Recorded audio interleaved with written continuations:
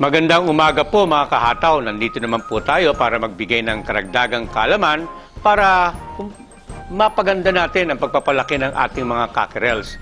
Ang topic ko po ngayong linggong to ay tungkol po sa tamang estilo sa pag-grouping po ng ating mga cockerels na mismong nasa range, no?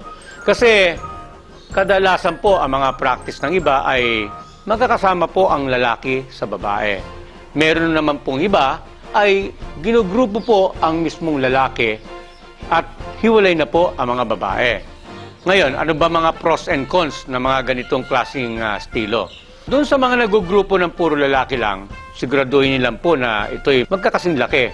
You group them according to size and not according to age. Dahil, tsak, may mabubugbog po dyan at meron pong matotraumatize pagka po sinasama po ninyo ang mga maliliit sa malalaki.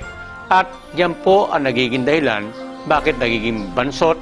At hindi lang po yan, yung psychological effect na maaring matanim mismo sa isipan po nung mismong stag po natin ay maaring dalapuhon yan hanggang sa paglaki po ng ating mga nagdi-develop na stag.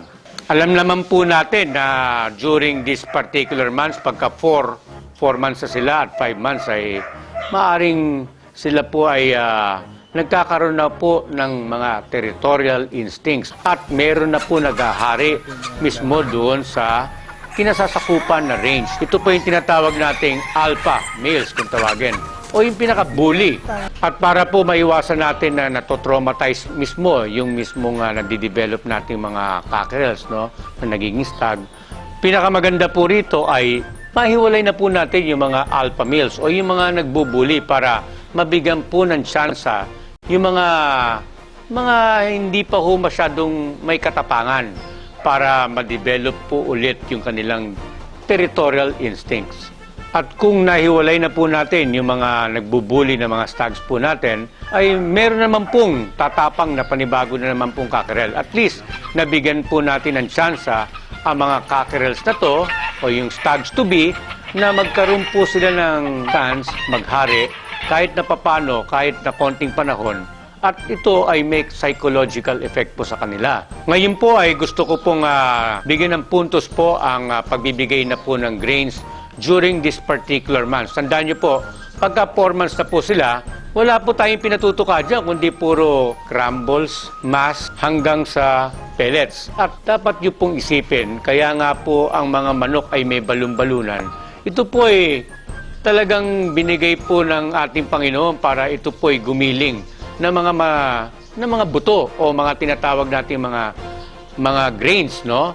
At ang tamang paraan po ay mapagiling po natin mismo yung grains o yung concentrate sa hammer miller. At ito po ay magiging pino para masanay na po muna sila na tumuka ng medyo parang grit type of grains, no?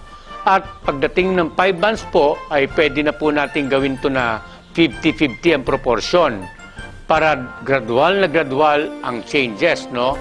At pagdating po ng 6 months, ay pwede na po silang mag 60-40 po ng proportion ng grains sa pellets. So napansin nyo, crumble feeding ay habang sila'y tumatanda na po, ay nagbabaligtad na po at napapunta na po tayo sa mas marami na pong grains kesa sa pellets. At yan din naman po ang gagawin ninyo pagka inahanda na po ang ating mga stags.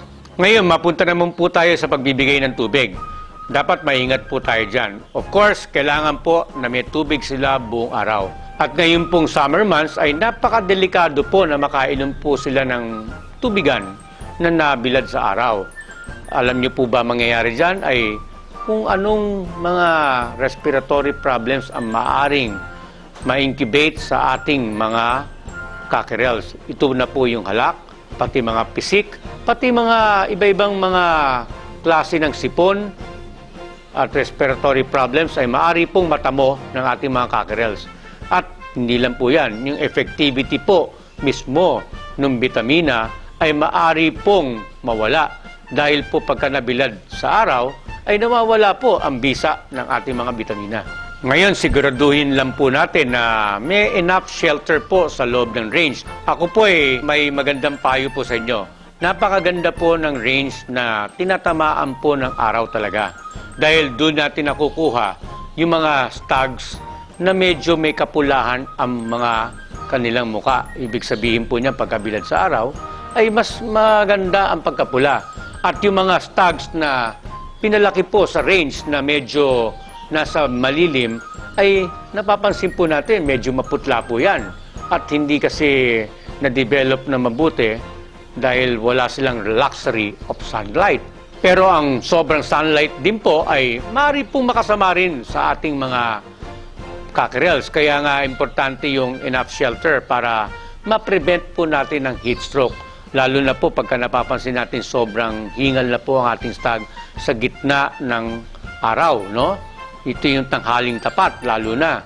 So, i-gauge po natin na mabuti. At pwede tayo maglagay ng mga trapal o kaya mga sasa o kaya mga pawid doon sa mga lugar na dapat lagyan po ng enough shade para hindi po magkaroon ng problema ang ating mga cockerels. Tandaan niyo po, once hiningal ang manok, yung bilad sa init na ganyan at nakainom pa ho ng tubig, tsak, yan po magti-trigger ng respiratory problem sa kanila.